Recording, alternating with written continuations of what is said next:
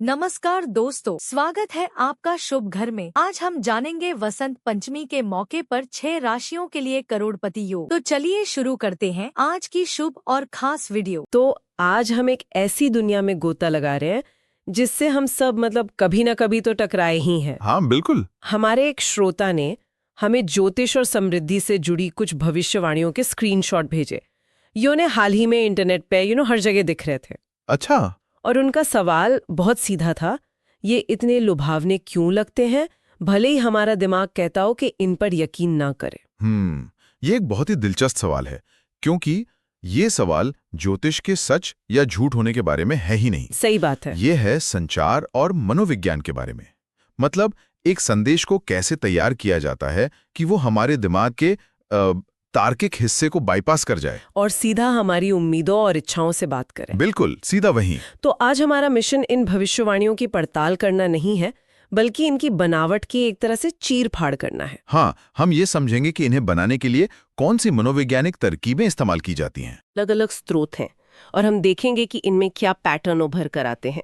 चलिए पहले वाले से शुरू करते हैं।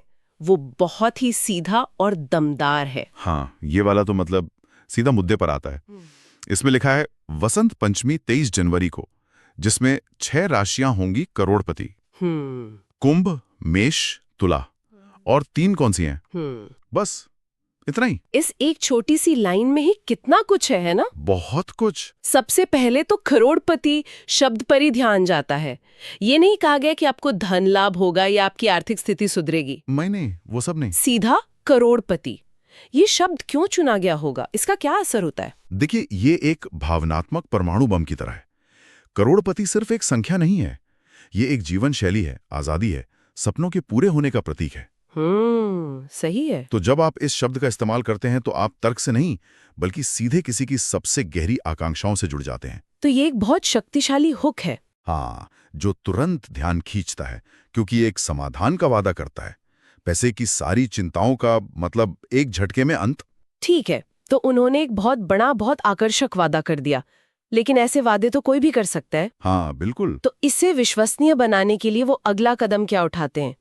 मुझे लगता है कि तारीख और त्योहार का जिक्र वो यहाँ बहुत अहम है। आपने बिल्कुल सही पकड़ा। ये दूसरा स्तर है। एक अस्पष्ट वादा, जैसे आप जल्द ही अमीर बन जाएंगे, वो तो हवा हवाई लगता है।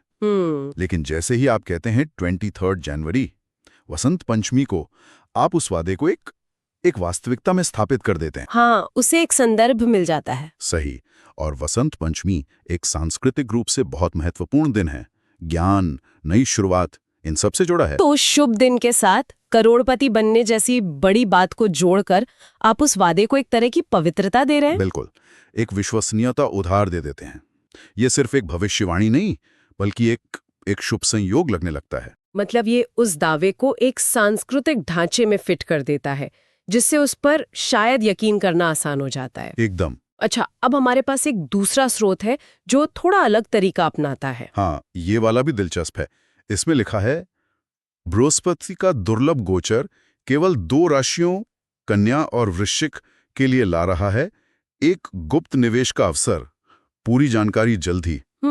यहाँ करोड़पति जैसा कोई बड़ा शब्द नहीं है, लेकिन ये भी उतना ही आकर्षक लगता है। यहाँ पर एक अलग मनोवैज्ञानिक सिद्धांत काम कर रहा है।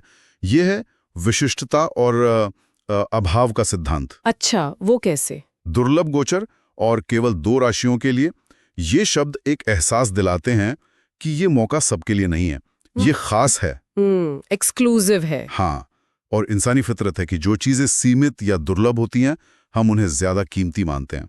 ये हमें महसूस कराता है कि हम किसी चुनिंदा समूह का हिस्सा हैं। यह तो पहले वाले स्रोत से मिलता जुलता है, जहां उन्होंने 3 राशियों के नाम लिए थे, कुंभ, मेष, तुला। हाँ बिल्कुल। जब कोई अपनी राशि का नाम उस लिस्ट में देखता है तो उसे लगता है कि अरे, ये संदेश तो सीधे मेरे लिए है। एकदम।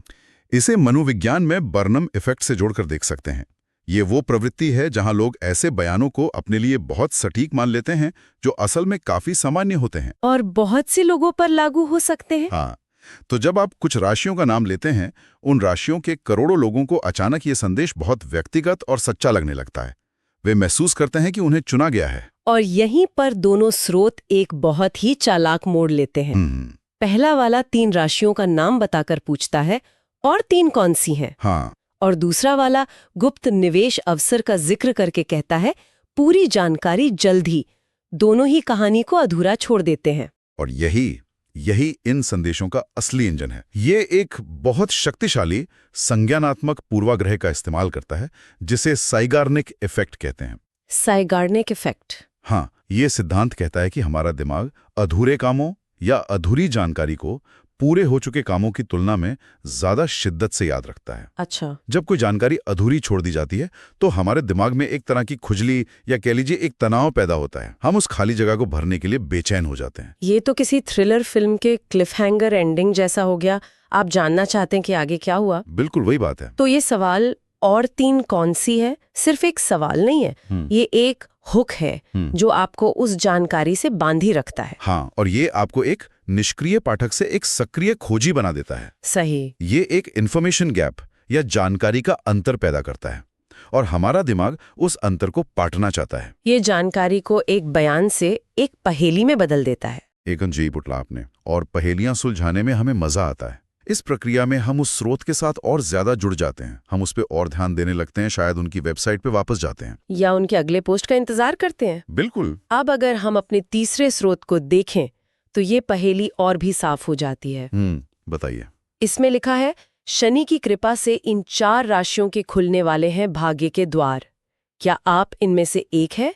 जानने के लिए और अपना व्यक्तिगत रिपोर्ट पाने के लिए यहाँ क्लिक करें। हाँ, तो ये तो सीधे सीधे उस अधूरी जानकारी को एक एक्शन से जोड़ रहा है। बिल्कुल। हाँ, ये इस पूरी संरचना का अंतिम और सबसे महत्वपूर्ण हिस्सा है। पहला कदम था एक बड़ा भावनात्मक वादा करके ध्यान खींचना, करोड़पति। दूसरा कदम था विशिष्ट विवरण जैसे तारीखें, राशियां देकर विश्वसनीयता बनाना, वसंत पंचमी, कुंभ, मेष। तीसरा कदम था जानकारी को अधूरा छोड़कर एक मनोवैज्ञानिक तनाव या जिज्ञासा पैदा करना, और 3 कौन सी हैं? और चौथा और अंतिम कदम है उस जिज्ञासा को भुनाना, उसे एक कॉल टू एक्शन में बदलना, एक क्लिक, एक लाइक, एक सब्सक्रिप्शन, या शायद किसी सेवा के लिए भुगतान। हाँ बिल्कुल। ये तो पूरी की पूरी एक मार्केटिंग कीप जैसी है। मुझे याद है मैं ऐसे ही एक बार आप कौन सी डिज्नी प्रिंसेस है वाले क्विज में फंस गई थी। हाँ। सवाल इतना दिलचस्प था कि जवाब जानने के लिए क्लिक करना ही पड़ा। तकनीक तो वही है, बस यहाँ संदर्भ बदल गया है। ये एक बेहतरीन उदाहरण है। तकनीक बिल्कुल वही है।